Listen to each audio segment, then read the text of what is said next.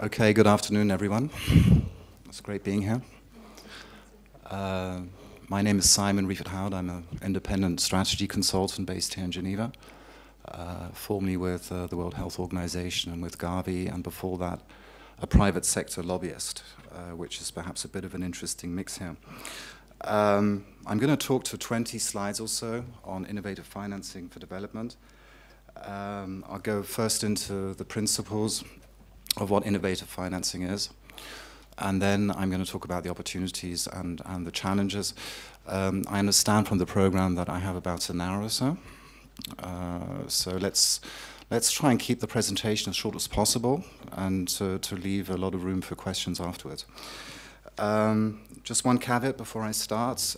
Innovative financing for development is, well, first of all, from what I've seen so far from the conference, it may be a bit of a different concept than direct marketing, obviously, although everything could be seen as innovative. But in terms of the bigger systems I'm going to be talking to, which are the health financing systems, which I know particularly well, they are perhaps not as adapted to appeal fundraising. That's the first caveat. And the second caveat is that today there are close to 50, if not 60, innovative financing schemes out there, and which have been developed in 30 minutes. I can't talk to all of them, so I'm going to stick to the bigger systems. But I'm happy to answer questions on any other smaller systems or which have been developed.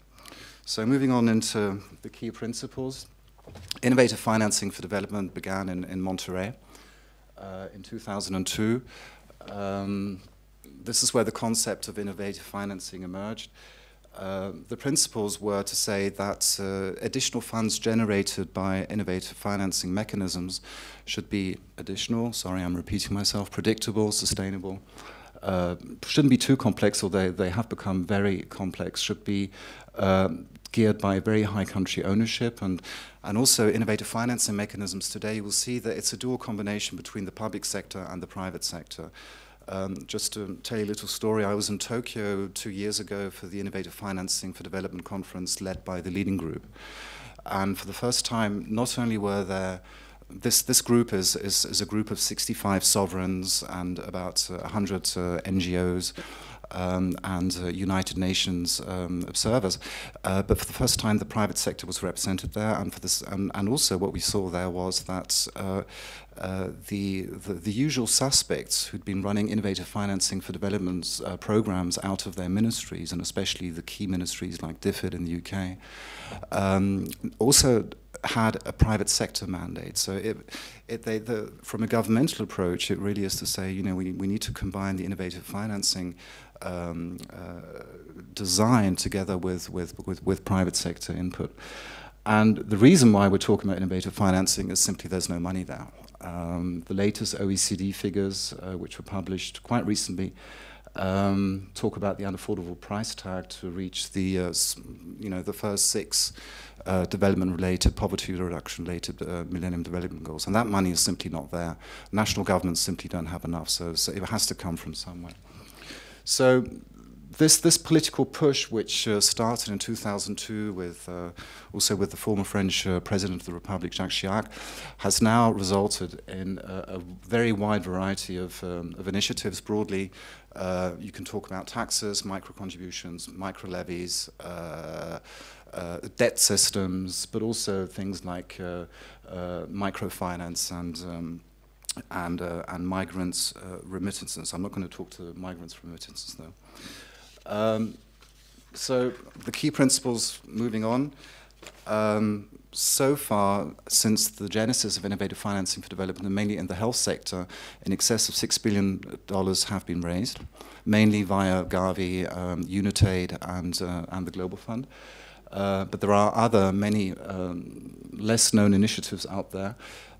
You will find at the end of my presentation, because I can't really talk to everything, a very long list of of information. One is the list of all the innovative financing mechanisms which have been developed to date, and which is a edu study which was prepared for Bill Gates in preparation of his G20 report to the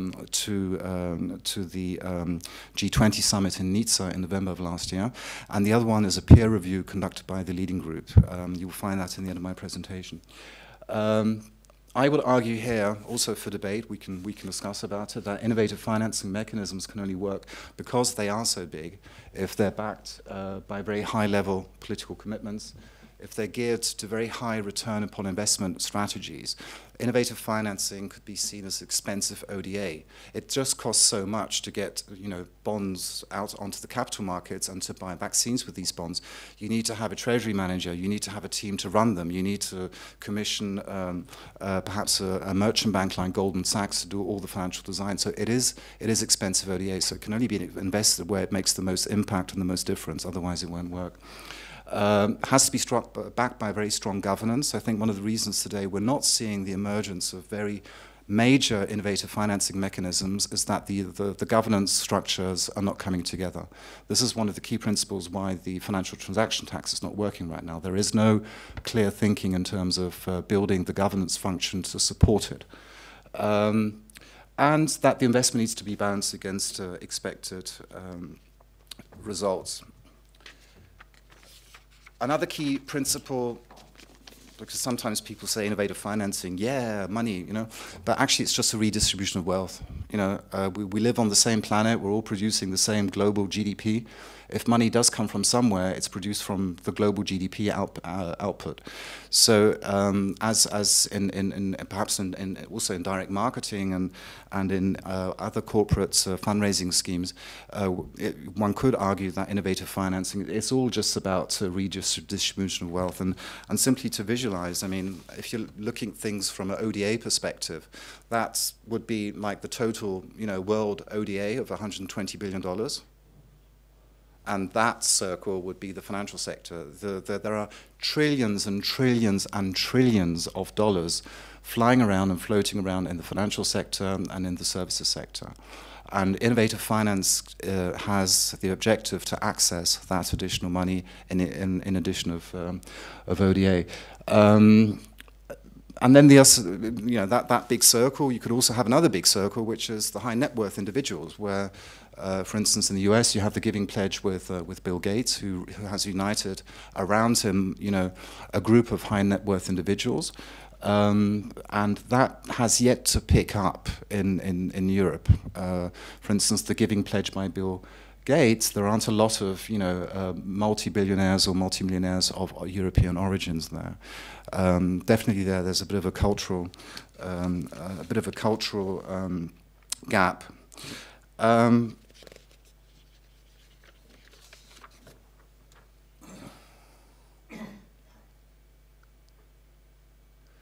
So given that innovative financing is so big, perhaps I would also argue that it is most appropriate to be run by strong governance structures and by pooled systems. That's why you've got the International Finance Facility, which pays into Gavi, which in return is a pooled funding mechanism to finance vaccines. That's why you've got the Air Solidarity Levy, which is run into UNITAID, which in return provides innovative spending to create new markets and to create new medicines.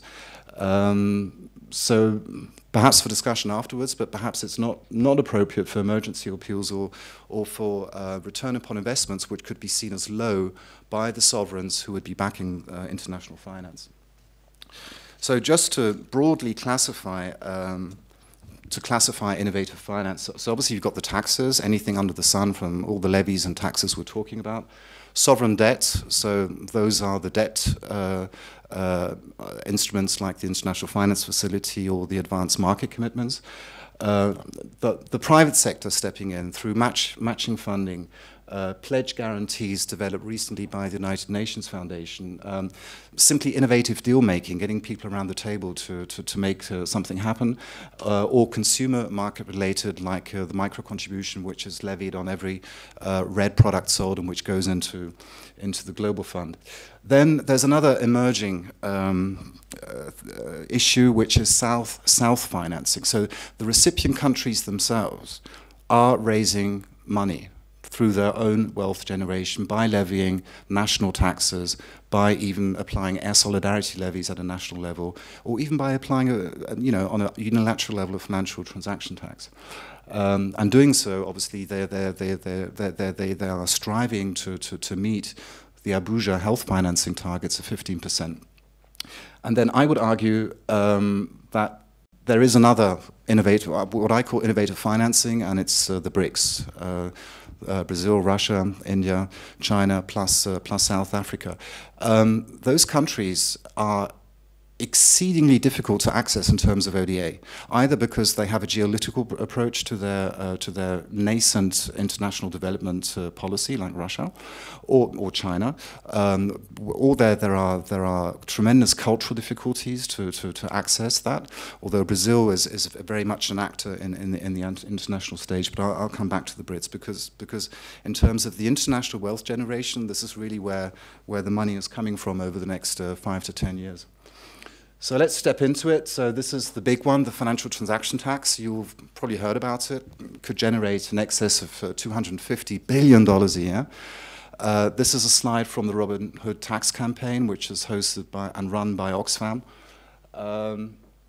Question to the audience, do you see anything missing in there? Does anyone want to step in? I'll ask the question here. What is missing? Do you see it? Yes, China. China is missing. See, that's the whole problem. The way they've been designing this is that it started off as a UK-based tax. Actually, it started off as the currency transaction tax. And then through the G20 discussions and through the Bill Gates push, it turned into a financial transaction tax, a micro-levy on financial transactions, which could be structured around the different financial transaction taxes. But there's no reciprocity. And as you all know, the financial markets are the most volatile markets in the world. So if they lose like 1% of, not even 1%, if they lose like 0.00001% of profit, they will move. They will fire people, they will go somewhere else. And that's the whole problem with the financial, because of the volume they're generating. So a loss of 0.0001% probably equals, for some of their operations up to $10 million. That's a lot of money, So that's one thing which is missing, but we can discuss afterwards. The other one is the governance, which I talked to, but then also on the clarity and the use of the funds. You can't perhaps read this here, but this says energy. This says, what does it say? I can't even read it myself. This says climate change. This says health. This says buying wind turbines, and this says paying for nurses. So it's like a bit of a dog's dinner. It could be used for everything under the sun, and that hasn't been clarified. So that's one thing. The other one is debt-driven initiatives. This is the International Finance Facility for Humanization, something I was very proud to be involved with and to lead when I was the IFM manager at Gavi. And the way it works is that governments commit to back through a pledge bonds, which are then put onto the capital markets. So the governments don't pay anything at all, they just give a pledge. And on the basis of that pledge, Gavi or IFM goes to the capital markets and raises quite a lot of money on the capital markets. And then over time, the bondholders have to be paid back, and they will be paid back by the retro financing of the contributions coming in through the various donor countries who are party to the IFM. Interesting thing about the IFM is that it's expanding into the sort of BRIC model. So you'll see that Brazil, for instance, and South Africa are donors to the IFM. So it's a great model, and but it probably needs more expansion. I'll come back to that. So yet again, I mean, do you see anything missing in the IFM? I'm going back and forth with my teasing questions here. Yeah, China would be great to have, especially their credit rating, but I don't think they're ready for that yet. No, I think yeah, Germany is missing. I lobbied them for years to get them in, but they didn't want to do that. I have to speak into the mic like this, otherwise you won't find it. No, what's missing is, well, put it this way. When we did the IFM, the biggest criticisms we had were coming from civil society, because they were saying, this is, you're endangering future generations through debt. So actually, you're taking, you know, future ODA streams away from our future generations. Because the money would come directly, the financing of the value there comes from future ODA streams. So the initial idea with Gordon Brown was to do a huge IFM, not just you know, 4 billion here, but 50 billion, and to retro-finance it through a world tax. So does that remind you of anything, the world tax? So you go back to this. This could retro-finance money like this. And see, that's the whole challenging thing about innovative financing over the 5 or 6, over the years to come. It will be about doing a huge amount of financial engineering to bring all those systems together. You know, for now they're like, you know, really in isolation. Another one, the Air Solidarity Levy. This is something which comes from the great recent report by annual report by UNITAID. This is truly spectacular, because through a very small levy on airline tickets, you are really freeing. Yes, you are perhaps taking money out of travelers' pockets, but you are actually you are redistributing that wealth which comes from those travelers towards international aid. But the most fascinating thing about the UNITAID model is that it really is south-south financing, or it's even south-south-north financing. Why? Because a country like Cameroon is also applying an air solidarity levy. So they keep a part of that money for their own national budget, which is south-south financing, but then they become a donor. Cameroon is an African donor to to UNITAID. It's not a huge amount of money, but it's a first step. They are actually, it's turning the whole donor dynamic situation upside down. So very impressive, and I hope they can expand it even more. So yet again, questions. I mean, you know, do you think that levies are are they the silver bullet? There is perhaps a question of them having an impact upon ODA, because some governments could be tempted simply to not meet their 0.7 target by simply including additional levies in their ODA they're declaring to the OECD. Amount of funds raised, it's not as much as FM or even indeed the FTT, but it's still a lot of money. You know, UNITAID's got a fiscal space of $2 billion. And then the big one, which is the Anglo-Saxon approach to say, we don't want to hypothecate future tax proceeds for international development financing purposes. They will do it tomorrow in a flash to build nuclear reactors and nuclear weapons and aircraft carriers, but not for international development. And so that's really one of the key issues out there with the taxes. The Anglo-Saxon approach to refuse it because it may be financial market driven, or to refuse it simply because it would be future hypothecation of taxes. Something else for discussion. Other new funding streams, South-South innovative financing. I would invite you, if you're interested, to read the 2010 World Health Report, which was developed when I was in that organization, which for the first time is listing all the South-South financing initiatives undertaken by countries to self-finance their own development needs. And the financial crisis becomes such that even the international key proponents like Michel Sidibé of UNAIDS are calling upon African countries to meet their own financing needs through their own GDP generation. So it's a major shift, and in terms of successful future international fundraising, I'm convinced that it won't be, you know, north-south financing. It will be a very intelligent mix of everything, including financing coming from the countries themselves who would be the recipients of that aid. There you have a couple of examples. So Ghana increased VAT. Romania is implementing. Well, it's not a developing country, but it's a middle-income country. Is applying a 20% tax on sinful foods. Gabon is already implementing an FTT. And then, you know, the list of existing and emerging countries about to apply the air solidarity levy. So it is happening. The whole world is re-shifting in terms of international wealth, levying and international wealth distribution. Another one. This is something I did also with my colleagues at WHO, which is called the Tobacco Solidarity Contribution or Levy. Bill Gates really liked it. It could generate anything between $5 to $10 billion a year.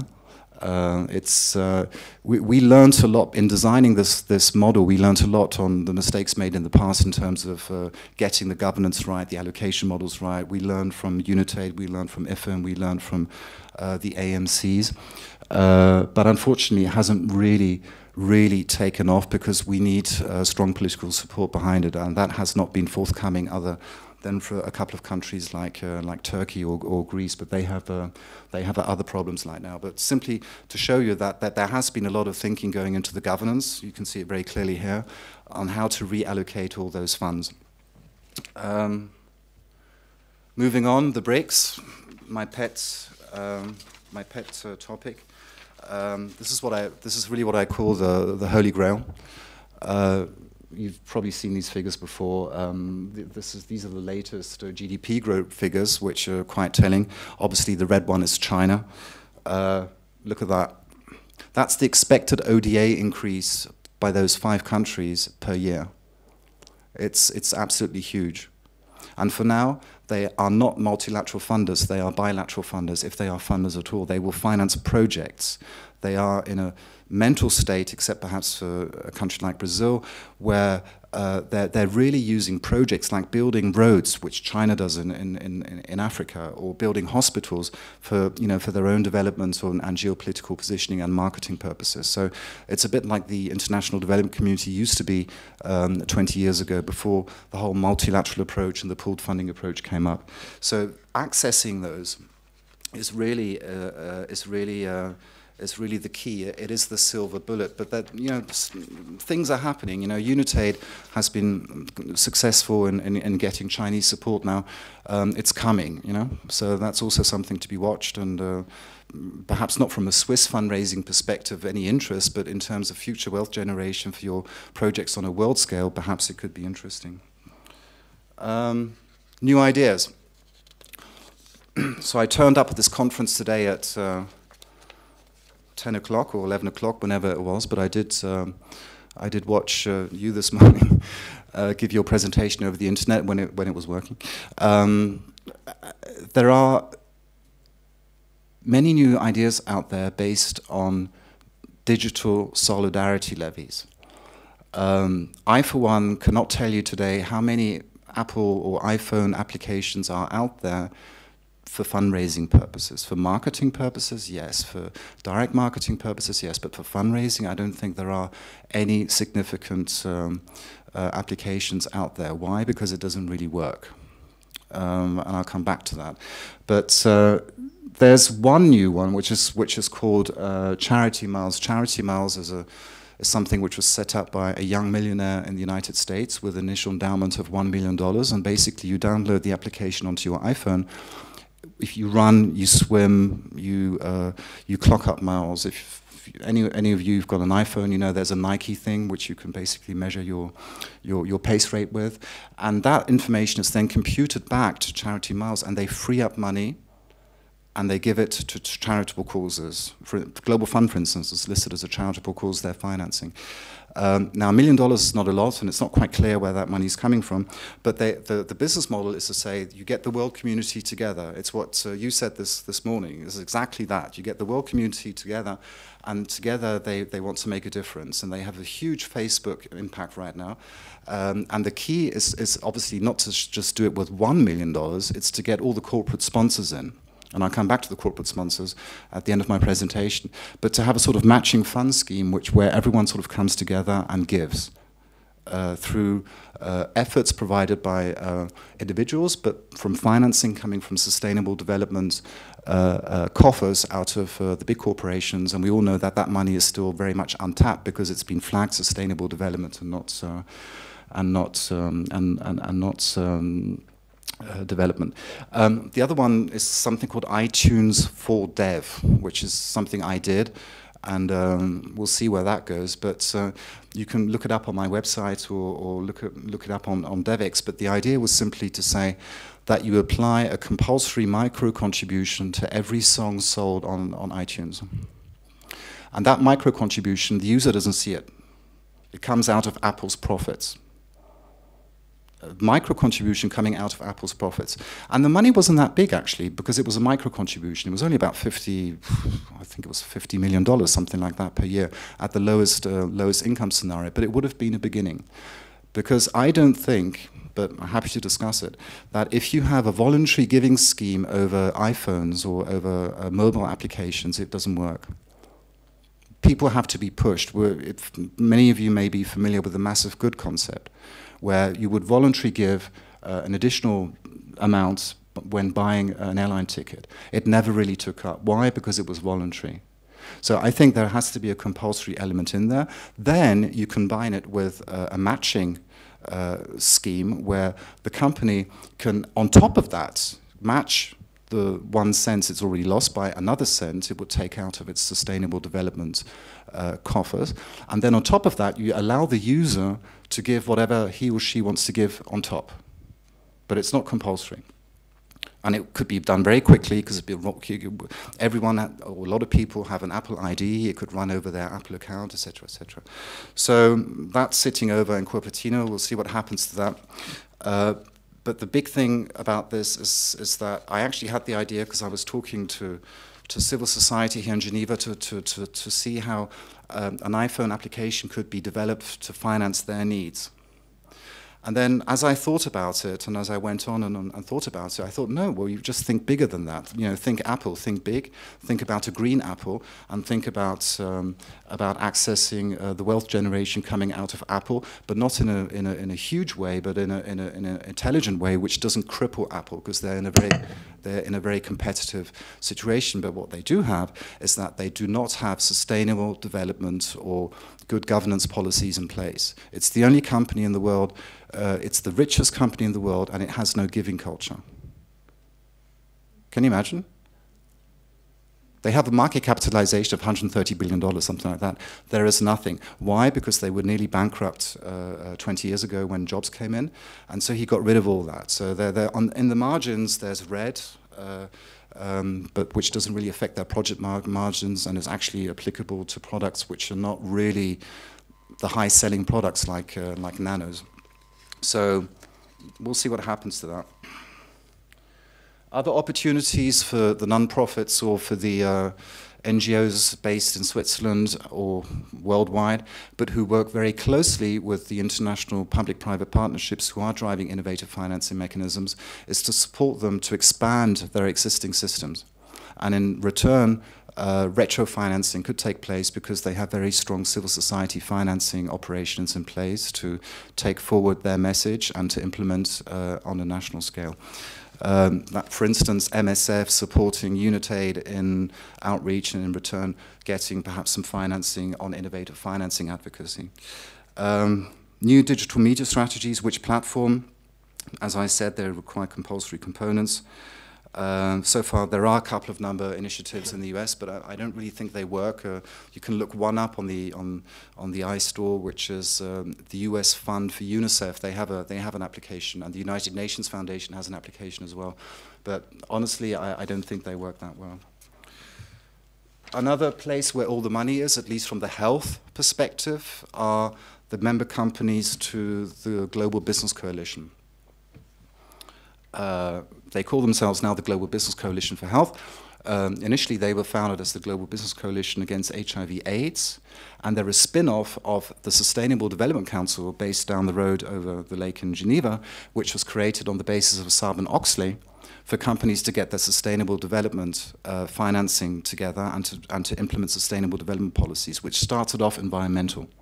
Well, first it started off on good governance, then it became environmental, and then it went into health financing because these companies given that their world companies have production sites all over the place, and my former company, Lafarge, for instance, had a cement building site in South Africa with a lot of HIV/AIDS prevalence around it, so they had an HIV/AIDS program. And as things moved on, their corporate giving and their structure evolved into something more structured towards health. So you probably know this already, but just as a marker, check out the very long list of the major FT 100, CAC 40, DAX, New York Stock Exchange companies who are members of GBC Health. For me, that is really the prime fundraising target ever. And also because they are sitting on a lot of money. They are not burning up their sustainable development money because simply they don't have the capacity. So they need outside support to help come up with programs. And I saw it when I was with Lafarge, where we ran a program with the World Wildlife Foundation down the road on sustainable development. They needed us more. We needed them more than they needed us. You know, they needed to have somebody to come in with a business model to help their financing. Other opportunities, well, as I said earlier, expand the air solidarity levy, expand the syntaxes, and then the elephant in the room is the FTT. BRICS, I've talked about that at length. And then there are other new systems out there like malaria bonds, but for that you're going to really need some concrete action plans. Moving towards my conclusion, I'm a bit over my 30-minute timeline. Just to note that innovative financing is not always well accepted. I already talked about the whole hypothecation issue. Another story is I was tendering for a contract with Unitaid, with this other international consultancy, and they had this great consultant, you know, a bit older than me, very strong in HIV/AIDS programming, and he was lined up, to tender with us. He backed out at the last minute because he said he had a moral problem working for an organization which was raising compulsory taxes. So there's that. Then the NGOs I talked to you about earlier by saying that, yes, innovative financing could be expensive ODA, so it has to be used very wisely today, especially to meet the MDGs. If it's used unwisely, then they would perhaps have a point in saying, well, perhaps not do an international finance facility for climate change because you wouldn't be able to see the difference. You wouldn't be able to measure the results. For Gavi, it's easy. High impact vaccines, children stop dying, you have a return upon investment, and you can sell that back to your bondholder. For climate change, not so. Then there's I think, a low appetite also for voluntary systems. Could be seen as supporting industry and private interests. And then, of course, the financial crisis and the competition for funds, and then the climate fund not being financed, and then how to reallocate everything and re-engineer everything. So that there are quite a number of high-profile challenges out there, which actually weren't that difficult when we first started in this business back in 2002. But now, innovative financing for development has become a bit of an industry, so there's a huge knowledge base now out there between many of the proponents, and so the challenges are obviously increasing on an exponential basis. So this is my last slide, where I would argue that the biggest challenge is on the FTT and perhaps even the STC, which is the Solidarity Tobacco Contribution.